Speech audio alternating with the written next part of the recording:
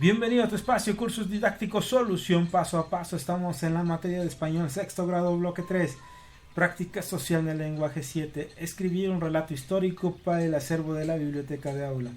El propósito de esta práctica social del lenguaje consiste en que busques, selecciones y leas diversas fuentes que traten un acontecimiento histórico y que con el apoyo de mapas, textos, líneas de tiempo e imágenes reconstruya lo sucedido para escribir un relato histórico que incorporarás a la biblioteca de aula. Página 86 a la 94 de nuestro libro de texto. La gota de agua perfora la roca no por su fuerza, sino por su constancia. Lo que conozco, los hechos o acontecimientos son la unidad básica del estudio de la historia. La suma de hechos da lugar a procesos y los procesos suceden dentro de periodos. Por ejemplo, un hecho que marcó la historia de México fue el decreto de la expropiación petrolera dentro del periodo de gobierno del general Lázaro Cárdenas. ¿Qué es un relato? Es una narración sobre un hecho real o imaginario. ¿Qué es un relato histórico? Informan sobre acontecimientos importantes que ocurrieron en el pasado. Se mencionan personas que participaron en los hechos, fechas y lugares. Por lo general se cuentan de manera cronológica. ¿Para qué crees que se escriben sucesos de la historia?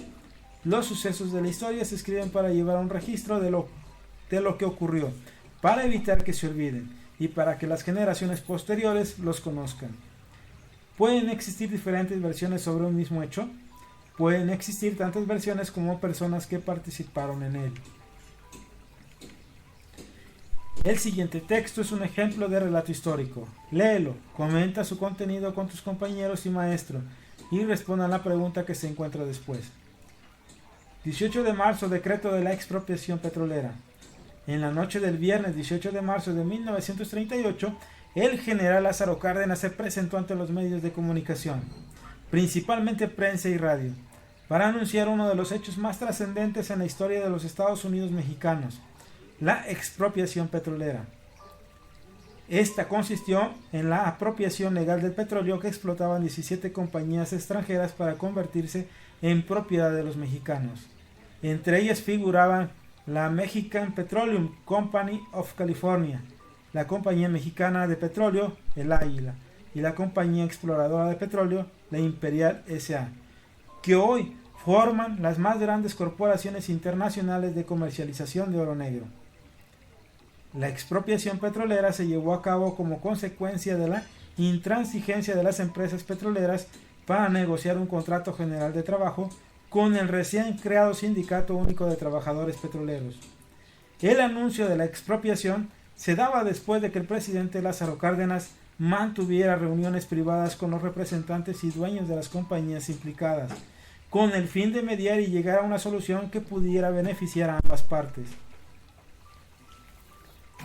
A las 8 de la noche del 18 de marzo de 1938, el presidente Cárdenas se reunió con su gabinete y anunció que había decidido nacionalizar las empresas petroleras. 2 horas más tarde, se escuchaba en la radio del país el anuncio dado por el presidente. Decía que las compañías petroleras serían nacionalizadas por haberse negado a cumplir con las leyes nacionales. La decisión dejó absorta a la población y su apoyo se hizo presente. Hubo 2 grandes marchas en la Ciudad de México que manifestaban el respaldo de los mexicanos.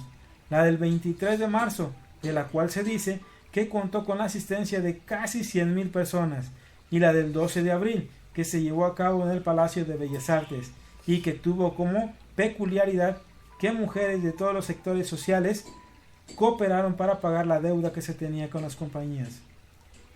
La expropiación petrolera marcó la historia de México y dio pie a una nueva manera de administrar y suministrar el petróleo mexicano. ¿Qué harías para escribir un relato sobre algún hecho de la historia de México?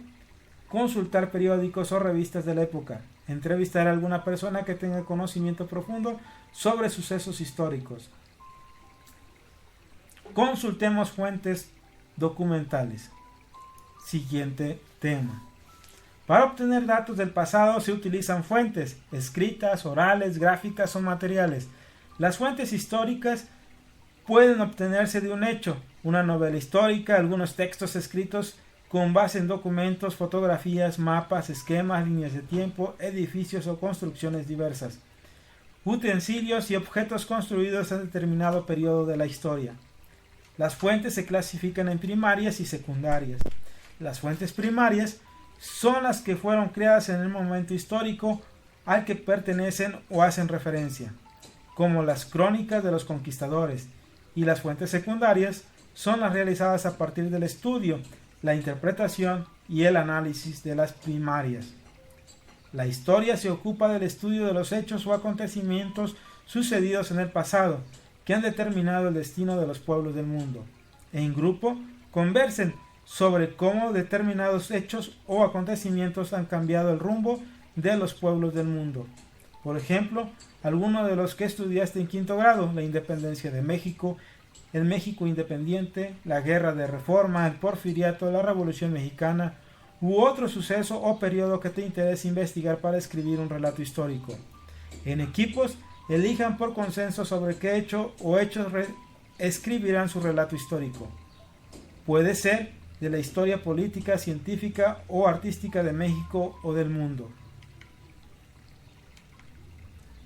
Con ayuda de su maestro, anoten las ideas más relevantes en sus cuadernos. Después elijan las fuentes que utilizaron para indagar más sobre el hecho del que escribirán: libros, revistas, documentales o páginas de internet. Elaboren preguntas para guiar la investigación y conforme las respondan, tomen notas para recuperar la información que necesitan. Redacten con sus palabras aquello que deseen parafrasear, decir con sus propias palabras, y aquello que citarán textualmente. Recuerden siempre incluir los datos de las referencias. Ejemplo: relato histórico de la Revolución Mexicana. Ideas relevantes. ¿Cuándo inició la Revolución Mexicana? ¿Quiénes intervinieron en este suceso? ¿Cómo y cuándo concluyó? Preguntas: ¿en qué año inició la Revolución Mexicana? ¿Cuántos años abarcó la revolución? ¿Cuáles fueron las causas que dieron inicio a la revolución? ¿Qué personajes intervinieron? ¿Cómo concluyó este hecho histórico? Respuestas: la Revolución Mexicana comenzó en 1910 como un movimiento de protesta de la población en contra de la dictadura de Porfirio Díaz. La Revolución Mexicana es un movimiento armado que se inició en 1910 para terminar con la dictadura de Porfirio Díaz, que ya duraba más de 30 años en el poder. Su fase armada duró de 1910 a 1920.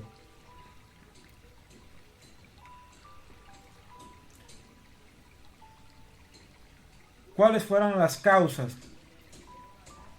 La oligarquía y la dictadura, el latifundio, que las minas y ferrocarriles se les entregaban a las empresas extranjeras, que los trabajadores tenían sueldos muy bajos y las jornadas de trabajo eran muy largas. Personajes que intervinieron: Francisco Madero fue quien inició el levantamiento en armas en 1910. Emiliano Zapata y Pancho Villa continuaron las revueltas. Carranza y Obregón se unieron a los movimientos. ¿Cómo concluyó este hecho histórico? Con el nombramiento de presidente electo de Álvaro Obregón en 1920. Siguiente tema: reconstruir los hechos. El relato histórico es una de las formas escritas que utilizan los historiadores para transmitir su trabajo, que principalmente consiste en reconstruir el pasado, según lo que se quiere abordar. El historiador determina dónde comienza y termina su relato. A partir de una serie de elementos reales, un relato histórico reconstruye algo que sucedió. La historia debe responder a la pregunta de cómo se originó un acontecimiento o suceso relatando sus antecedentes. La relación temática del texto nos permite conocer las condiciones en las que se originan los hechos y establecer la secuencia de los acontecimientos. Las fuentes del relato son documentos leídos y reinterpretados por el historiador, quien deja que los hechos hablen por sí solos, creando un efecto de realidad. El narrador organiza el relato a través de un proceso individual, selecciona y combina los hechos desde su óptica o punto de vista. Por ello, es posible encontrar textos de este tipo que muestran distintas perspectivas sobre un mismo acontecimiento. Muy bien, y con esto Concluimos la primera parte del ejercicio Práctica Social del Lenguaje 7. Suscríbete al canal y activa la campanita de notificaciones para estar al día con los nuevos videos, la solución de los libros de texto. Si te fue útil el video, compártelo con un compañero para que pueda realizar su actividad o con un papá para que siga apoyando a su hijo en sus actividades escolares. Eduquemos y aprendamos con la tecnología del hoy, pero con los valores del ayer.